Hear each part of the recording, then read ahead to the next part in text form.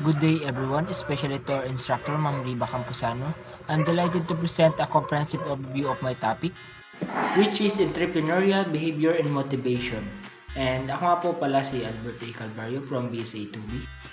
And for the introduction naman po na entrepreneurial behavior and motivation is, entrepreneurial behavior is the result of entrepreneurial motivation. Implies the inner state of wind that activates, revokes, and direct our behavior towards the goal.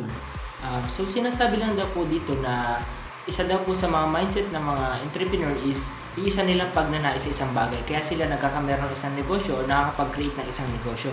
Like halimbawa gusto nila magkamera ng pera or kumita ng mas malaki or gusto nilang gumawa ng bagong produkto para magkamera sila ng pagkakakitaan.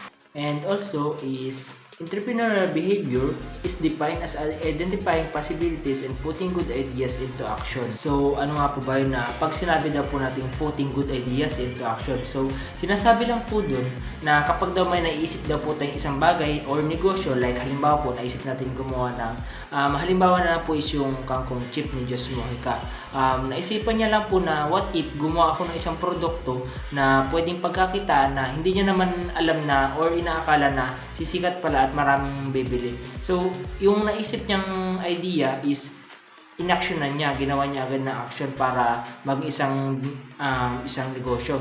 So, ano nga ba ang naging resulta? Naging isang magaling siya na businessman na nakatulong sa sarili niya dahil yung good idea niya is ginawa niya ng action. Dako naman po tayo sa entrepreneurial behavior factors, and entrepreneurial behavior is influenced by various factors such as training, personality traits, social norms, motivation, family environment, and self-efficacy. So, ano nga po ba yung nabanggit na ano na yun? Unang-una po is sa training. So, sa training po, sinasabi po na natututunan daw po natin ng isang bagay o pagiging businessman natin, minsan po ay sa school, doon agad natin natutunan or nagkakamera tayo agad ng good mindset or thinking about to sa isang bagay na yun. And kasunod po is personal traits. Pag sinabi na po, personal trait is yung mga katangian natin sa sarili natin. Like, halimbawa, gusto talaga natin yung isang bagay na maging businessman. Yun po yung nag-uudyok sa atin para maging isang entrepreneurship. And kasunod po is social norm. Sa social norm naman po is yung paniniwala po natin sa isang bagay. Na halimbawa po ay paniniwala po natin is kapag nagnegosyo tayo, magkakameron tayo ng isang magandang business or magkakitaan or magkakameron tayo ng financial freedom. Yun naman po talaga ang dapat. And kasunod po is motivation. So, ano nga po ba yun? Sa motivation po, kaya po tayo nagkakameron ng good thinking sa isang bagay like sa business is namomotivate po tayo kung paano natin ito i-handle ng maayos. And kasunod po isa, family environment. So, minsan po, kaya tayo nagkakameron ng kagustuhan sa isang bagay dahil lumalaki po yung pamilya natin. So, kailangan po natin ng pera, kailangan natin ng mga kung ano-ano. So, magiging businessman po tayo para, or hindi man businessman na malakihan, at least nagiging yung mindset po natin is para kumita, para sa ating pamilya.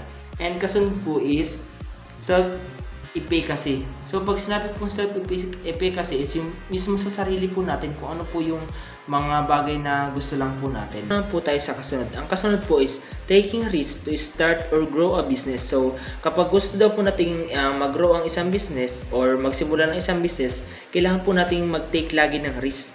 Dahil po sa pagbi-business is try and error po talaga yan. So, ang una po is kailangan po independence tayo. So, dapat malaya tayo, hindi tayo nagbe-base sa iba. Dapat may sarili tayong paniniwala and also passion. Ibig sabihin, gusto po talaga natin isang bagay or passion natin isang bagay. And kasunod po is problem solving. So, pag sinabi pong problem solving, kapag na po nagkameron ng isang problema, isang business, dapat alam po natin kung paano natin ito susolusyonan. Hindi tayo agad susuko. And kasunod po is financial goal. Pag sinabi pong financial goal, ibig sabihin, yung goal po natin is kumita or para magkameron po tayo ng financial freedom sa isang bagay. Hindi po para maging maging hanap buhay lang pero wala po tayong kinikita. Example po is, someone has an idea, develop a plan, and take action to succeed. So, sinasabi lang daw po na mag-take lang po tayo lagi ng risk kasi hindi naman po laging talo or parang laging lugi ang isang bagay. Minsan po, mananalo din tayo or magiging success din tayo sa mga bagay na gusto natin. So, dako naman po tayo sa pangalawa kong topic, which is entrepreneurial input. Ang una po is yung idea generation. So, pag sinabi daw po natin idea generation is brainstorming and refining business ideas to identify a viable opportunity. So, brainstorming po. So, kung ano po yung mga naiisip po natin, yung parang pinagsasama-sama lang po natin, kinukumbine lang po natin para maging isa pong maganda or magandang resulta ng isang business. Kasunod po is market research. Analyzing market trends, customer needs, and competition to validate the business idea. So, inaalam po natin o nire-research natin kung ano po yung pangangailangan ng isang lugar. At yun po yung gagawin natin ng business. Siyempre, halimbawa, kailangan nila ng tubig, tapos ibibenta lang naman natin ay bigas, marami naman ng bigas. So, hindi magiging applicable po yung negosyo natin doon sa isang lugar na yan. Kasunod po is business planning. Developing a comprehensive business plan, outline goals, strategies, and financial projection. So, sinasabi lang po doon na kailangan daw po natin magplano para maging successful yung isa po nating business. Kasunod po is legal and regulatory compliance. So, dito po yung sinasabi po na, halimbawa, ang pagkain po natin ay tinitinda or yung mga bagay, mga product, kailangan po is FDA approved para po iwas na rin po sa mga kung ano po yung mga chemical na ibibigay dito sa tao or magiging apekto. Kasunod po is financial management, budgeting, financial forecasting, and managing cash flow to ensure the financial health of the business. So, dapat po na-manage po natin na maayos yung ating kita o yung nagiging pera natin para hindi po tayo nalulugi. Kasunod po is marketing and sales. Pag sinabi po natin marketing sales is creating effective marketing strategies to reach and attract customers. So, ito po yung sinasabi, ito yung ginagawa natin, yung advertisement. Halimbawa, nag-advertise tayo ng isang bagay.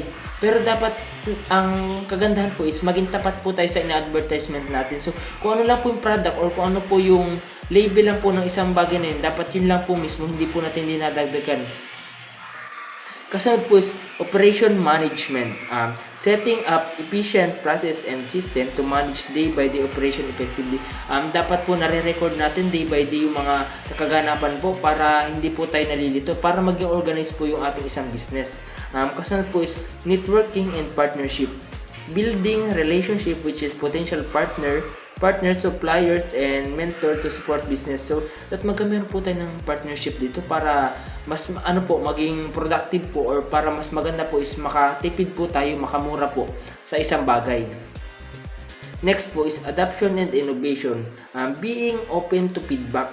So, dapat inaalam po natin yung feedback ng mga tao. Dapat, halimbawa, kulang po siya. Halimbawa, ang product natin is tinapay, sabi, medyo matabang yung tinapay nyo, dapat ina-apply natin sa sarili, parang tinatanggap natin yung feedback nila, dapat i-improve lang natin, i-innovate, hindi po natin mamasamayin yung sinabi ng ibang tao. And kasunod po is personal development, cultivating entrepreneurial mindset, resilience, and leadership skill to navigate challenges and seize opportunities. So, sinasabi po dito na being entrepreneurship, dapat meron po tayo sa sarili natin na leadership. And what is leadership nga po ba? Pag sinabi po natin leadership, leadership is not about position. It's about responsibility. Dapat responsible po tayo sa bagay natin na kung ano po yung nakatoka sa atin, which is yung bilang entrepreneurial o bilang pong isang good businessman. Yun lang po at maraming salamat.